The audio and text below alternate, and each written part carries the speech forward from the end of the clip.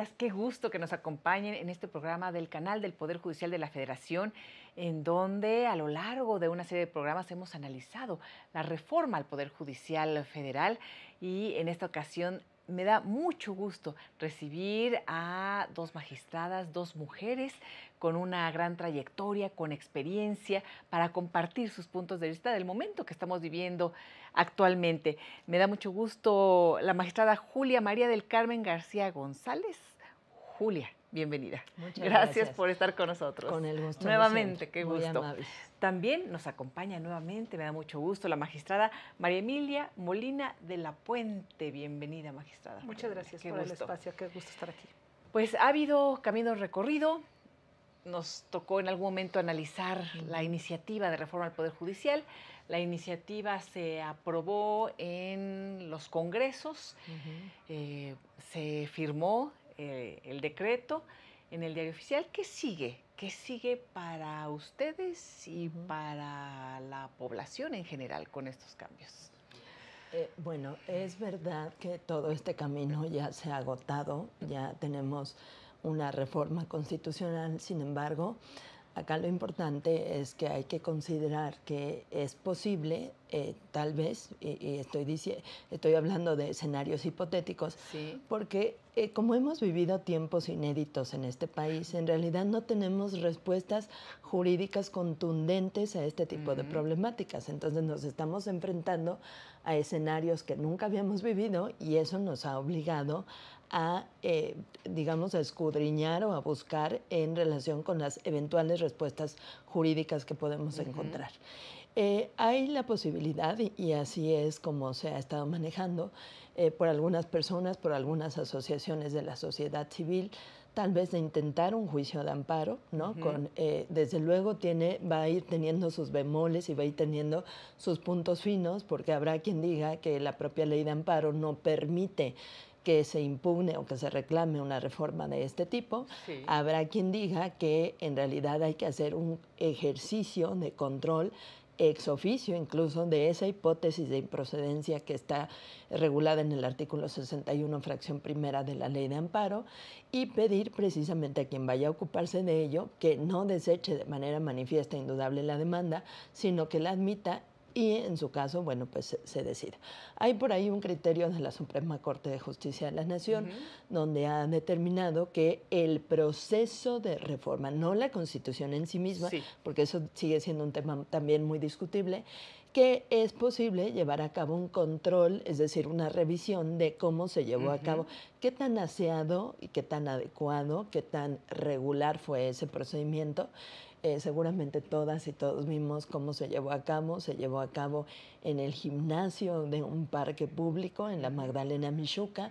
No se tuvo la certeza de que las personas que estaban votando en ese momento de algo tan importante y crucial en este país verdaderamente fueran las personas legisladoras. Hay algunos videos. Hubo algunas denuncias en el momento, ¿no? Entonces, por ejemplo, ese tipo de violaciones trascenderían o no al resultado final. Y eso por una parte, ¿no? El tema del procedimiento en sí, que con todo respeto advertimos muy desaseado. Sí.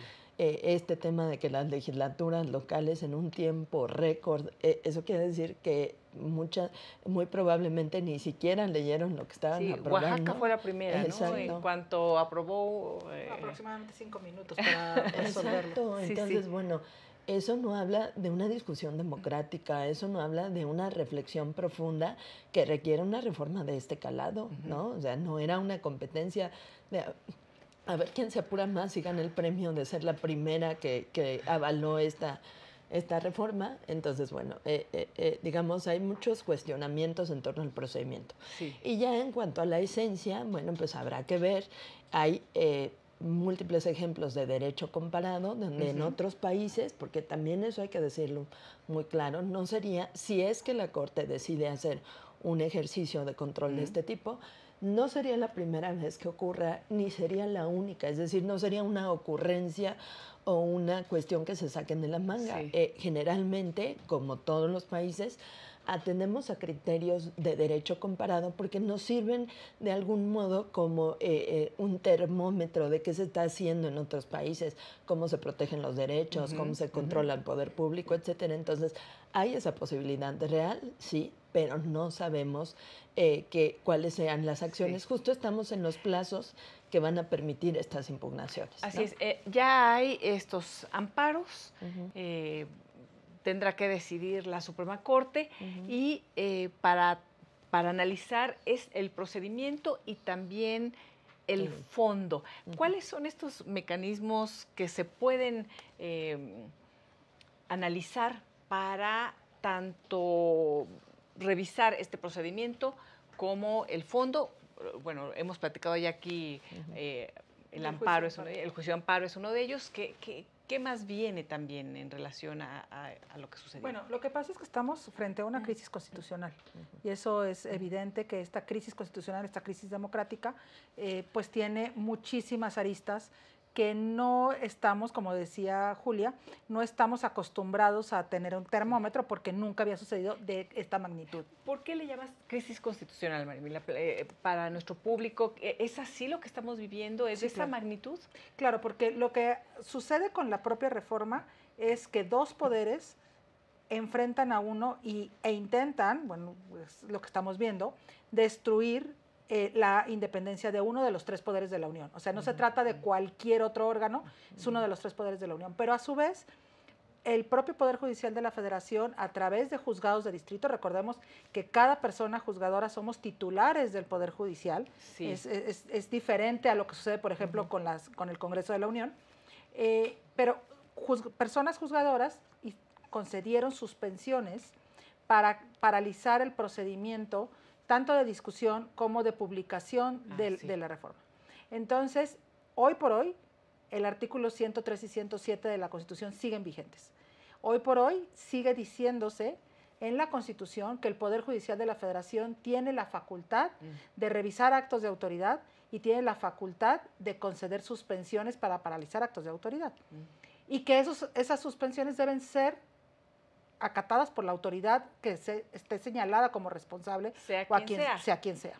Eso así se dice. En uno de los casos se refiere al presidente que firmó el decreto en el Diario Oficial cuando existía esa suspensión. Sí, claro, y antes a la Cámara de Diputados y la Cámara de Senadores, el Diario Oficial de la Federación, es decir, todas las personas en sus ámbitos de competencia que intervienen en este proceso de reforma constitucional estaban obligadas a acatar en ciertas formas diferentes tipos de suspensiones, y lo que se hizo fue no recurrirlas porque en este país todavía hoy, que existe todavía, aunque quieran vulnerarlo, un Estado de Derecho, cuando hay una resolución judicial, si alguna de las partes no está de acuerdo en esa resolución judicial, pues se puede recurrir porque para eso hay recursos previstos en ley. Si les parecía injusto esa suspensión, claro, oye, ¿cómo es posible que no pueda firmar el 15 de septiembre el presidente? Esto tenían recursos, podían recurrir. Claro. Eso no sucedió. No sucedió y además tampoco se cumplió la suspensión. Y eso en la propia ley de amparo, que sigue vigente, insisto, todo esto sigue vigente, está en las leyes, pues constituye violaciones a la suspensión, que también tiene efectos previstos tanto en la Constitución, tanto en la ley secundaria, que es la ley de amparo, como en la jurisprudencia, que entonces tendríamos que ver qué va a pasar respecto de estas resoluciones. Acá no quiero yo adelantar ningún criterio, ni mucho menos, porque no sé qué hará cada una de los jueces y juezas en ejercicio absoluto de lo que hemos defendido y seguiremos defendiendo, que es la independencia judicial, y que resolverán lo que tengan que resolver respecto de todos estos procedimientos, pero que eso también es una parte de la crisis constitucional, en la medida que hay una resolución de un poder que no fue acatada por los otros poderes. Sí. Entonces tenemos por los dos lados asuntos que chocan entre sí, que habrá que ver también las nuevas impugnaciones que se estarán presentando, porque estamos como como bien decía Julia, estamos todavía en tiempos para que se presenten los juicios de amparo, pero también para que se presenten acciones de inconstitucionalidad si es que se llegan a presentar por quienes están facultados para ello. Digo, la única que ha dicho que no lo va a presentar es la Comisión Nacional de Derechos Humanos. Pero bueno, ya sabíamos que no hay una independencia como se prevé en la propia Constitución para ese organismo, pero sí hay otros actores que podrían hacerlo, actores políticos, y que entonces que han dicho que lo van a hacer, pero que aún no están presentadas. Entonces hay muchas otras acciones que se están ahorita, digamos, cocinando, y que algunas ya están presentados y que iremos viendo en el paso de los días cuáles son las consecuencias jurídicas de esto. Porque finalmente nosotros pues lo que estamos buscando son defensas jurídicas porque estamos acostumbrados y acostumbradas a la defensa del Estado de Derecho a través de acciones jurídicas. Ahora, ¿qué tipo de acciones y qué tipo de acciones se podrían llevar a cabo, ¿no? O cuáles son las consecuencias? ¿Qué dice el artículo 103, 107 para aquellos que no cumplen con estas suspensiones? Y te dejo también comentarios a comentar algo. Bueno, a propósito de lo que comenta Emilia, pues hay que decirlo, está tipificado como delito el no cumplir una suspensión, ¿no? O sea, no es cualquier cosa, no es alguna situación donde quede a mi arbitrio. Nos parece tan importante el juicio de amparo como ese mecanismo protector de los derechos de las personas, que el propio legislador desde un inicio dijo: quien no cumpla una ejecutoria, quien no cumpla una suspensión.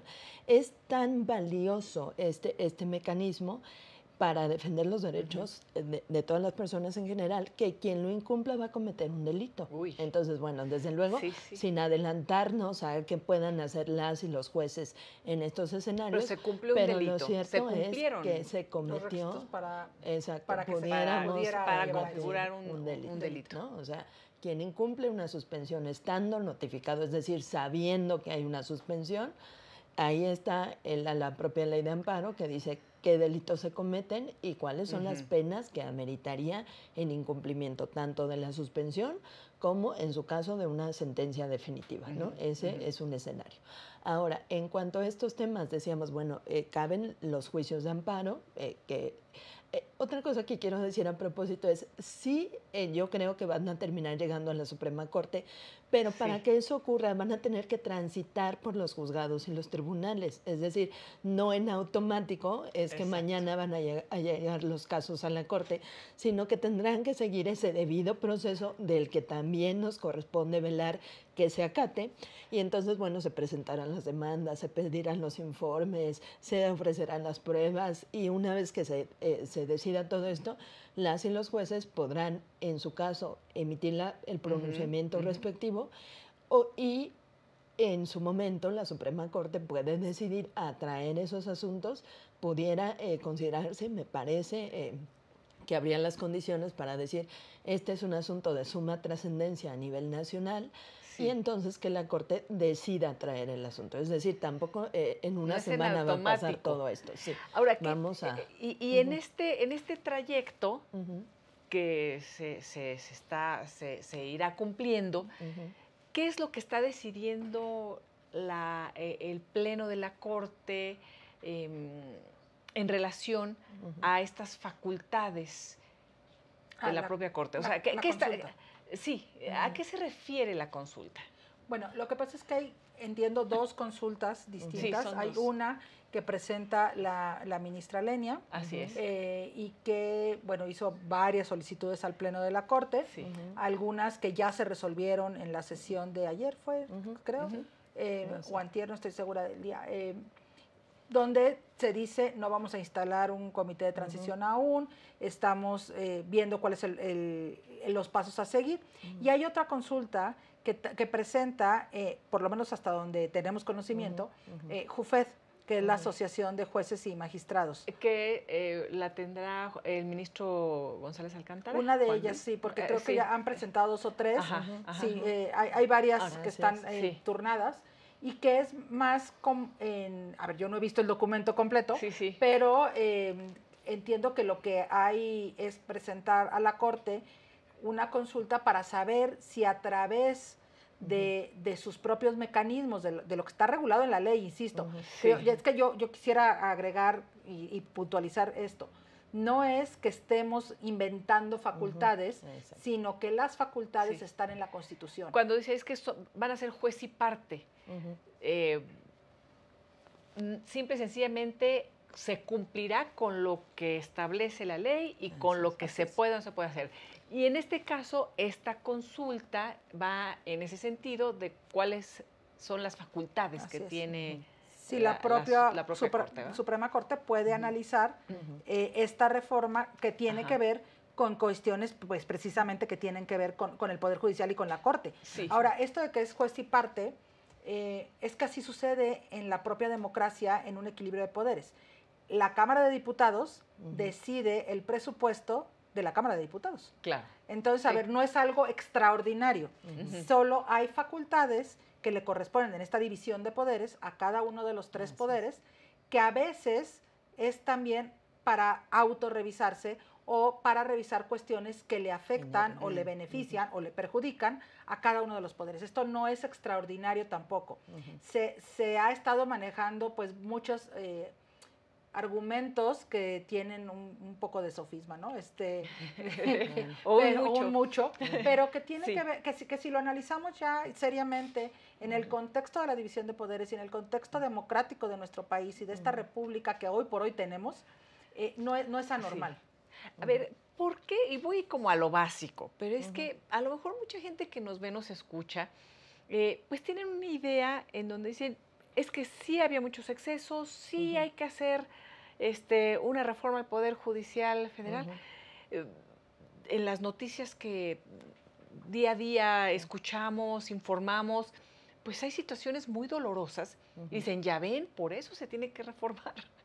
Y hay mucha confusión de las facultades que tienen unos y otros, ¿verdad? Y además, ¿qué depende del Poder Judicial Federal, qué de los locales? Entonces, cuando dicen algo como se violenta la independencia judicial, se vulneran los equilibrios, esto afecta a la democracia, ¿cómo aterrizarlo? ¿Por qué? ¿Por qué? Si por otro lado escuchamos es el voto popular, ¿cómo es posible que se diga que no es democrático si es el voto de los ciudadanos quienes va a decidir, un voto popular? Hay mucha confusión porque se reciben muchos mensajes a la vez. Porque además hay el cuestionamiento donde se nos dice si están preparados, si no hay corrupción, ¿por qué no se enfrentan a las urnas y participan en este ejercicio democrático, ¿no? Acá lo que tendremos que explicar en un primer momento es que nuestro origen democrático es distinto. Es decir, tenemos una legitimación democrática.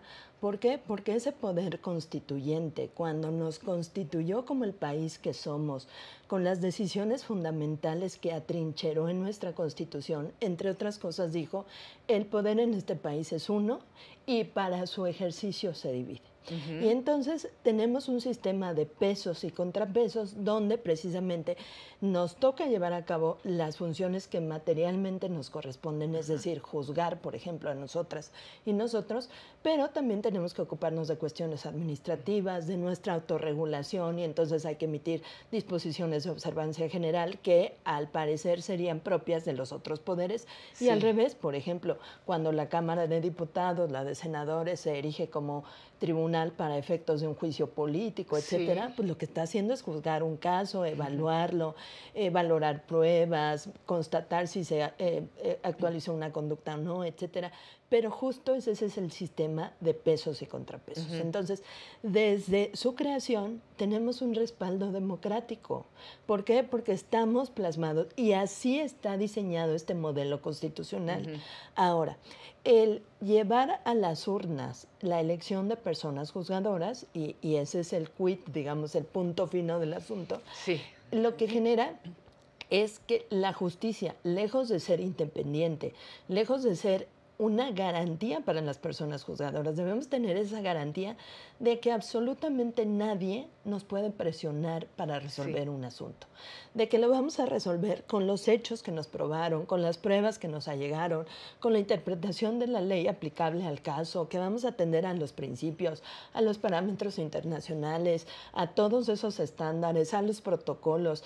De verdad, resolver un asunto implica poner en marcha todo un mecanismo que incluye múltiples, por ejemplo, este tema de los ordenamientos, los hechos, evaluar pruebas, con qué estándares, bajo qué perspectivas, etcétera. No es lo mismo evaluar el testimonio de una niña de 5 años que de una mujer adulta, por ejemplo. Y entonces todo eso es lo que ponemos en juego cuando resolvemos un asunto. El hecho entonces de que a mí me diga alguien de fuera cómo resolver, mina por completo, desconoce la esencia misma de mi función. Así sea un ciudadano que diga, yo voté por ti y entonces ahora tú resuelves a favor mío porque yo voté por ti, o bien quien te escoja para ser votada popularmente. Porque eso a veces, bueno, nosotros lo vemos en muchas ocasiones en las elecciones, cuando los partidos políticos pues deciden quiénes van a estar en la boleta. Entonces, quiénes van a ser los contendientes, las contendientes a la presidencia de la República. Pues lo decidieron los partidos, por distintos métodos. Pero eso es lo que hay. Tampoco es que vamos a elegir a quien queramos, sino a quien los partidos lo ponen, ¿no? Absoluta, que la gente vaya a tener absoluta libertad para decidir a sus personas juzgadoras. Van a poder elegir, y lo entrecomillo, entre las personas que ellos y ellas pongan en las boletas. Entonces, ¿quiénes ellos y ellas? ¿Los partidos? No, estoy hablando de los poderes legislativos, porque así está diseñado al menos. El poder legislativo va a poder proponer a un número, el poder ejecutivo va a poder proponer a otro, y el poder legislativo igual. Judicial. Pero acá lo que me llama la atención de este artículo en particular dice, y en caso de que uno no lo haga, pues ya pierde su oportunidad. Y entonces pensemos en algún escenario donde el judicial diga, yo no voy a proponer a nadie. ¿Qué va a pasar? Es que entonces va a ser el legislativo y el ejecutivo, que además tiene la mayoría que ya está diluido. Eso ni siquiera está contemplado en las normas. O sea, acá lo riesgoso, y me parece que esto es lo que nos va a enfrentar a escenarios de verdad que pueden ser desastrosos, es que fue tanta la prisa por aprobar la reforma, ¿no? Lo que no nos explicábamos es, bueno, ¿por qué tanta urgencia? Si va a ser una reforma que ponga en juego y que ponga en riesgo la esencia misma del Estado, uno de los poderes de la Unión, con todo lo que ello implica, este sistema de pesos y contrapesos, la vida democrática como la entendemos, ¿qué necesidad había de sacarla al vapor? Porque si ustedes han leído los artículos transitorios, de verdad es que generan muchísima confusión. Lo platicábamos el otro día. Dice ya la reforma constitucional. Habrá 9 ministros y ministras, ¿no? Y entonces la primera duda es, bueno, ahorita hay 11. Exacto. Y nunca dice a quién quitamos, cómo le quitamos. Exacto. Sí, estaban los memes del juego de las sillas, ¿no? Nada más había 9 y 11 corriendo así como a ver quién gana. Y entonces, silla, ¿a quién ¿no? quitamos? ¿A la gente que llegó más reciente? ¿A la que ya estaba? ¿Cuánto tiempo? ¿En qué plazos? O sea, ese tipo de situaciones no están siquiera contempladas por los transitorios. Otra cosa es la que les digo cuando dice, bueno, y el poder que no proponga pierde su oportunidad. Y entonces... Sí, porque la reforma además tiene muchísimos vicios de técnica legislativa, absolutamente. Y no es cualquier legislación, es una reforma constitucional estructural. Sí. Pero volviendo un poquito a lo que comentabas del tema de democratizar el proceso según lo que se ha dicho, los poderes no todos representamos a los mismos. Incluso diputados y senadores representan distinto al pueblo. Pero las personas juzgadoras no representamos a la población, defendemos los derechos de la población. No solo de quienes son ciudadanos que pueden votar, sino de cualquier grupo minoritario que incluso no sea ciudadano. Por ejemplo, niñas y niños no son ciudadanos porque todavía no tienen mayorías de edad y por tanto no pueden votar. Sí, ellos no votarán. Ellos no votan, pero nosotros tenemos que defender sus derechos. Y las personas migrantes que ni siquiera son ciudadanos mexicanos, pero que de todas tienen maneras derechos. tienen derechos, porque así lo establece el artículo primero constitucional, que por cierto también sigue vigente, Claro. y que entonces las personas juzgadoras tenemos la obligación de proteger esos derechos. Es decir, nosotros no respondemos en una representación de la población, pero además de eso, tampoco podemos proponer, como se puede proponer en el Ejecutivo y en el Legislativo, por la propia naturaleza de sus facultades, política pública. Nosotros no podemos decir, vamos ahora a poner una política pública para frenar migración o para tener más derechos. No, ¿nosotros qué hacemos? Nosotros lo que hacemos es la controversia que llegue, es decir, el juicio o el pleito que llegue a nuestro escritorio, lo resolvemos conforme a las leyes que están vigentes. Interpretamos esas normas con estándares de derechos humanos nacionales e internacionales, como establece el artículo primero constitucional. Entonces, eso no es una política pública. Yo no puedo, ¿qué voy a ofrecer yo como juzgadora hacia la sociedad? ¿Que voy a aplicar la ley? O sea, pues de preferencia, pero entonces entendería yo que todos vamos a ofrecer exactamente lo mismo. Entonces es muy complejo que se quiera asimilar a diputados o a senadores o al propio presidente o presidenta de la República el cargo de persona juzgadora, porque las facultades son totalmente distintas. Nuestras resoluciones además son contramayoritarias. Lo que hacemos en la mayoría de los casos no es popular. No es popular. Y a través del juicio de amparo específicamente, que es como la mayor de las actividades del Poder Judicial de la Federación, porque la Constitución establece que el Poder Judicial de la Federación es quien tiene en su control el juicio de amparo como un medio para proteger los derechos humanos de todas las personas, es absolutamente contramayoritario. Lo que resolvemos es precisamente cuando ese poder de esas autoridades en su mayoría, que son electas popularmente, en un ejercicio de autoridad violentan derechos humanos a grupos minoritarios, a una sola persona. No importa si votó o no por ellos, ¿eh? O sea, el tema es esta autoridad si está respetando o no los derechos humanos de una persona que es el quejoso en el juicio de amparo. Y eso es lo que resolvemos nosotros. Y si hay una violación, le decimos, eso no lo puedes hacer. A ver, estoy pensando, por ejemplo, la escasez de medicamentos. Llega una madre, se ampara porque en el IMSS no tuvo el medicamento suficiente. ¿Qué va a pasar ahora con un juzgador o una juzgadora que es impulsada por Morena Gobierno? ¿Va a ir en contra del IMSS? ¿O va a resolver a favor de la persona, de tantas personas, mujeres, que se han amparado, por ejemplo, en este caso en particular que se me viene a la mente? ¿Qué va a pasar ahí? Pues fíjense que nosotros hemos vislumbrado, porque volvemos a lo mismo, este es un tema donde estamos tratando de esclarecer qué escenarios pueden darse. Sí. Pero pensemos en una persona juzgadora, porque según según ya esta reforma, 9 años en una primera fase, y en su caso hay la posibilidad de volver a quedar ya después de estos 9 años. Pero en este escenario donde los poderes políticos, tanto el Ejecutivo como el Legislativo, van a poder proponer a sus personas juzgadoras, si esas personas que lleguen van a tener el ánimo, porque además habrá que ver si les gusta, ¿no?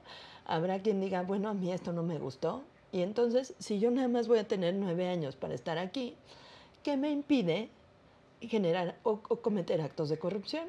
Si nada más voy a estar 9 años aquí y ya sé que terminando los 9 años me voy a ir a mi casa, ¿no? Entonces ¿quién sería más propenso a cometer un acto de corrupción? Pues tal vez esa persona que sabe que tiene acotado su tiempo, que se le va a acabar la fuente de ingreso, y bueno, pues ese es un primer escenario. Pero un segundo escenario es la gente que se quiera quedar después. Entonces, ya pasé mi periodo, digamos, de prueba, y entonces quiero ser ratificado. Para eso, ¿con reelecto. quién? Bueno, reelecto. Sí. Es que es diferente, porque es solo reelección, también por voto popular, por otros 9 años. O sea, no ratificación como nosotros. Pues. Sí. Pero bueno, en este segundo escenario, si yo quiero volver a aparecer en la boleta, ¿con quién tengo que quedarme? ¿No? Con quien me puso, con quien me impulsó, con quien logró que yo llegara a esa boleta, o con las personas. Y entonces, bueno, pues aquí, ¿no? Digamos, el sentido común nos diría, pues con quien tengo que quedar bien, con quien me está haciendo el favor Sí. de ponerme en esa boleta.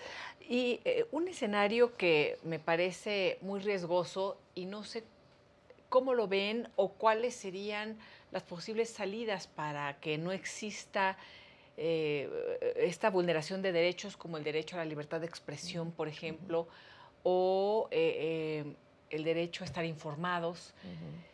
Claro. Si una persona es crítica y empieza a ser perseguida, hostigada, amenazada por decir lo que piensa, puede ser acusada, se le puede meter algún delito. Sí. Digo, porque ya las fiscalías autónomas, pues hemos visto cómo actúan, ahora sí que yo digo sus fiscalías autónomas, Sí, ¿no? claro. Hay un grave problema en el tema de las fiscalías. Eso ya existe, pero entonces existía siempre esta posibilidad de ir a otro poder que haga contrapeso a las fiscalías. Cuando ya es un solo poder, ¿cuáles son los riesgos? O sea, bueno, es que justo hoy por hoy todavía, tenemos jueces y juezas que pueden, y lo que hacen frente a estos actos es detenerlos, revisarlos, y en caso de que se haya violación a los derechos humanos de cualquier persona, ponen el freno y conceden los juicios de amparo. Incluso en temas penales, cuando se consignan los asuntos, cuando llegan al juicio por parte de las fiscalías, hacen una revisión oficiosa, esto que tanto se ha dicho, de que se liberan delincuentes, que realmente lo que se libera son personas inocentes, porque hay un principio de presunción de inocencia que aplica hasta hoy en nuestro país, y que lo que se libera en todo caso son personas con un principio de presunción de inocencia, respecto de las cuales las fiscalías no lograron probar ni siquiera indiciariamente que son probablemente responsables de la comisión de estos delitos. Pero lo que vamos a tener, muy probablemente, son personas juzgadoras que no tendrán, primero, la capacidad técnica para revisarlo, porque es un gran tema. Para ser juez de distrito, según la reforma, necesitas 0 años de experiencia, ¿Cero? Es decir, sí, puedes haber obtenido el título hoy porque te graduaste ayer. Bueno, dice el presidente que son las personas que no tienen mañas, no están vicios. Sí, tampoco experiencia y tampoco capacidad, pero bueno, porque digo, quienes tenemos ya muchos años de haber salido, sabemos que cuando salimos de la universidad no sabíamos nada. Y entonces, claro, hemos aprendido porque nos hemos seguido capacitando, porque tenemos experiencia, porque esta curva de aprendizaje que hoy, por cierto, comentaban en redes sociales la ministra Elenia, claro, a ver, la curva de aprendizaje es eso, nada más que no se empieza cuando ya estás en el órgano de titular. Empiezas, para eso es la carrera judicial. Empiezas con esta curva de aprendizaje desde que eres oficial. Sí, y que no tienes que decidir sobre cosas que no tienes esa facultad a las personas de manera directa. Pero tendremos, bueno, por un lado jueces que no tienen la capacitación técnica, porque es lo más probable conforme a los requisitos que están previstos en la Constitución el día de hoy. Y por otro lado, también jueces, juezas que tendrán este tipo de conexiones con poder de facto, o sea, partidos políticos, crimen organizado, sindicatos, etcétera, que son los que les van a dar los votos. Y hay otro ingrediente todavía más grave, que es el Tribunal de Disciplina. El Tribunal de Disciplina... ¿Quién lo va a conformar? ¿Quién va a castigar a los jueces personas, y las juezas? 5 que van a electas popularmente. 5 personas electas van a castigar a jueces y juezas. Van a ser, es un metatribunal. Bueno, castigar si no claro, cumplen, si no se sancionar. Alinean, claro, si no se alinean a lo que el oficialismo, y hemos de aclarar aquí que hoy por hoy el oficialismo es Morena, pero para mañana puede ser otro. O sea, así pasa en los países, y entonces hoy, aun cuando se tenga la mayoría, puede ser que dentro de 10 años esa mayoría esté en otro lugar. Y bueno, finalmente lo que dice la Constitución es que quien no responda a este interés colectivo, lo que sea que quiera decir eso también, pero que desde la discusión pública que se ha tenido, lo interpretan como estar de acuerdo con lo que la autoridad en ese momento en el poder decide. Y entonces, claro, a ver, la autoridad en este momento en el poder, y para cualquier persona, son ministerios públicos, son fiscalías, son los inspectores que van y clausuran los negocios o las casas, son aquellas personas que deciden sobre custodias de hijos e Sí. hijas, esas son las autoridades. O sea, no es verdad que lo Sí. único que se resuelva, los 2 millones de casos que llega al Poder Judicial de la Federación cada año, no son la ley de la industria eléctrica, pues. No Sí. todos son ese asunto. Los Hay temas de los asuntos ricos, de que, ¿no? nuestros, O sea, es que también Claro. se cree mucho porque se dan estos ejemplos de aislados. mediáticos, de casos además. muy mediáticos y que ejemplifican, ¿no? Un beneficio para Claro. cierto sector poderoso, Así es. empresarial, por ejemplo, Cuando ¿no? en realidad acá La el justicia es gran de número todos. exacto, el gran número de asuntos es las pensiones que no dan IMSS, las pensiones que no dan los institutos de seguridad local, los policías que han sido despedidos, o sea, a raíz de una reforma constitucional que no permite su reinstalación, ¿no? Todos esos escenarios donde en realidad la justicia federal ha sido de verdad el freno para el poder público. Sí, ¿qué va a pasar? Imagínate, estaba pensando lo de los policías, policías federales que fueron Destituidos también. Destituidos, cesados, removidos, porque Desaparecidos. sí, no, porque todo, porque dijo el presidente, bueno, va a ser la Guardia Nacional y en su mayoría es una estructura militar. Bueno, ahorita justamente se está discutiendo todo el tema de la Guardia Nacional, que ya va a ser seguramente constitucional, pasará a depender de la Secretaría de Defensa Nacional, pero en ese caso, ¿qué va a pasar en un escenario similar? Por ejemplo, si los policías hubieran llegado con jueces que son electos popularmente, pero que propusieron los partidos políticos, ¿no? O las fuerzas políticas, pues, ¿qué hubiera ocurrido? O sea, previsiblemente no se les va a reconocer derecho alguno. Acá hay una restricción constitucional, y hay que mencionarlo, que dice que los elementos policiales, los peritos, en su momento el servicio exterior, etcétera, tienen una relación administrativa con el Estado y que se regirán por sus propias leyes. Entonces eso les excluye del régimen burocrático y les ubica en una situación, digamos, sui generis, ¿no? Una situación especial. A partir de esa situación especial, la propia Constitución dice, por ningún motivo, bajo ninguna circunstancia, pueden ser reinstalados. Y entonces pensemos en esos escenarios donde le caes muy mal al jefe, al comandante, a quien ejerza una situación de jerarquía y de mando, y con las manos en la cintura te despiden, ¿no? Porque además así lo hacen en las dependencias municipales, en las estatales e incluso a nivel federal. Y entonces, bueno, pues estos policías que ya no tienen la posibilidad de ser reinstalados por ningún motivo, porque aquí se sopesó y se dijo, bueno, es que a la sociedad le interesa tener equipo, un cuerpo de seguridad pública que cumpla con los más altos perfiles y estándares y de calidad, y entonces por eso es que tiene sentido esta restricción constitucional de que no regresen. Pero a cambio de no regresar, lo que sí se prevé es, tienen derecho a su indemnización, a los 12 días de salario por año trabajado, y a todas y cada una de las prestaciones, estipendios, salarios, como sea que se les haya llamado, a las que hubieran tenido derecho en caso de estar trabajando. Entonces imaginemos este escenario donde el poder político coopta al poder judicial, y entonces ¿quién va a ser el contrapeso? ¿Quién va a ser el freno poder político, a ese poder desmedido, oficialista, ¿no? Que decimos, no le pongamos partido, Ajá, puede ser pero además es desmedido, y lo que busca este poder es cada vez irse concentrando más. Recordemos que también está el tema de eliminar los órganos constitucionales autónomos, ¿no? El INAI, el COFETEL, todos ellos. ¿Por qué? Porque precisamente todo ese contrapeso que hacían esos órganos, por ejemplo, para acceder a información pública relevantísima, temas presupuestales. Bueno, acá tuvieron la feliz ocurrencia de decir que la obra pública era un tema de seguridad nacional, y resulta que no podemos pedir no pueden datos pedir información ¿no? de obra pública. Claro. Pero hoy por hoy, a través de Exacto, todo del un INAI y trámite de que se todo puede eso seguir, se puede abrir. Exacto. Claro. Gracias a Pero INAI el día puede que seguir ya no Pero esté, si no lo pues tenemos, no hay se ese cierra contrapeso todo. tampoco. y a eso es a lo que nos referimos cuando hablamos de contrapesos. Exacto. Precisamente a eso, a que ninguna autoridad tenga el control absoluto del poder.